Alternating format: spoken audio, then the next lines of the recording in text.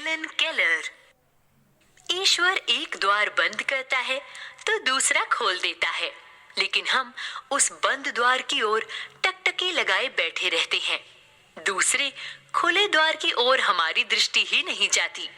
ये कथन विलक्षण प्रतिभा से संपन्न हेलेन केलर का है, जिसने ये सिद्ध कर दिया कि शारीरिक अपंगता उन्नति और विकास में बाधक नहीं है, बल्कि अकर्मण्यता और निराशा उन्नति के मार्ग में बाधक है। हेलेन केलर का जन्म 27 जून 1880 ईस्वी को अमेरिका के एल्बामा प्रदेश के टस्कम्बिया कस्बे में हुआ था। जब इस बच्ची का जन्म हुआ था, तब यह अत्यंत सुंदर और स्वस्थ थी। माता पिता इस बच्ची को बहुत प्यार करते थे।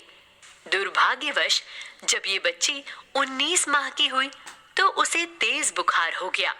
बुखार तो 3-4 दिन में ठीक हो गया, लेकिन बच्ची की देखने, बोलने व सुनने की क्षमता गायब हो गई।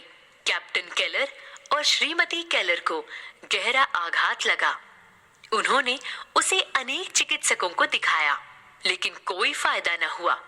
धीरे धीरे हेलेन बड़ी होने लगी। वह भी बाल सुलभ क्रीड़ाएं करती, लेकिन शारीरिक क्षमता में कमी होने के कारण वह अन्य बच्चों के साथ खेल नहीं पाती थी। इलाज के सिलसिले में श्रीमती केलर की मुलाकात डॉक्टर माइकल एनेग्नास से हुई। उन्होंने एक कुशल अध्यापिका एनी सुलिवन को टस्कम्बिया भेज दिया। एनी सुलिवन खुद कुछ साल तक दृष्टिहीन रह चुकी थी। डॉक्टर एनेग्नास ने ही उनकी आंखों का ऑपरेशन करके उसे रोशनी प्रदान की थी। एनी सुलिवन हेलेन केलर के घर टस्कम्बिया आ गई। उसको देखकर हेलेन की माँ ने सोचा कि इतनी कम उम्र की लड़की हेलेन को क्या पढ़ाएगी। हेलेन अपंग होने के साथ साथ बहुत जिद्दी और क्रोधी भी थी, लेकिन एनी अपना सारा समय और कुशलता हेलेन पर ही लगाने लगी। वह उसे बड़े प्यार से समझाती और रखती थी। एनी ने हेलेन के माता पिता को समझाया कि वे उसे लाचार और असहाय समझकर उस पर दया न दिखाया करें, बल्कि उसे अपना कार्य स्वयं करने के लिए प्रेरित करें। एनी ने हेलेन की माँ से कहा कि वह हेलेन को उनसे दूर रखना चाहती है। हेलेन की भलाई को सोचते हुए वे इस बात के लिए तैयार हो गई। एनी हेलेन को लेकर परिवार से दूर एक बगीचे में बने घर में रहने लगी। वह हेलेन का बहुत ध्यान रखती थी, हमेशा उसका उत्साहवर्धन करती थी।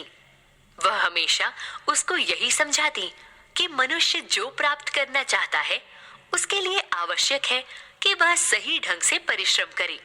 अध्यापिका हेलेन से कहती, ज्ञान प्राप्ति का एक क्षण आता है जिसकी हमें प्रतीक्षा करनी चाहिए। थोड़े ही दिनों में हेलेन के स्वभाव में परिवर्तन आने लगा। उसका हठ और क्रोध दूर होने लगा। अब वह नम्र और हंसमुख हो गई। उसके अंदर सीखने की और काम करने की लगन पैदा होती चली गई। एक दिन की बात है, वह बगीचे में घूम रही थी। तब उसने पानी को वाटर कहा। इसी क्षण उसका वर्षों का गूंगापन मिट गया। यह एनी सुलिवन के अथक परिश्रम और हेलेन की प्रबल चेष्टा का ही परिणाम था।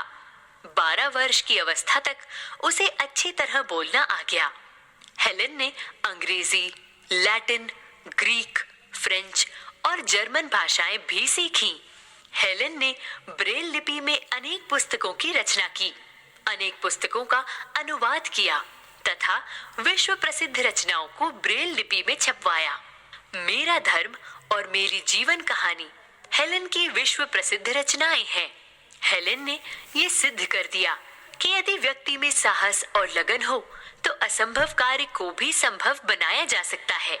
हेलेन 88 वर्ष तक दुनिया भर के अपंगों का सहारा बनी रही। 1 जून सन 1968 ईस्वी को उनका देहावसान हो गया। यद्यपि आज हेलेन शरीर से हमारे बीच में नहीं है, लेकिन उनके कार्य आज भी हमें उनकी याद दिलाते हैं।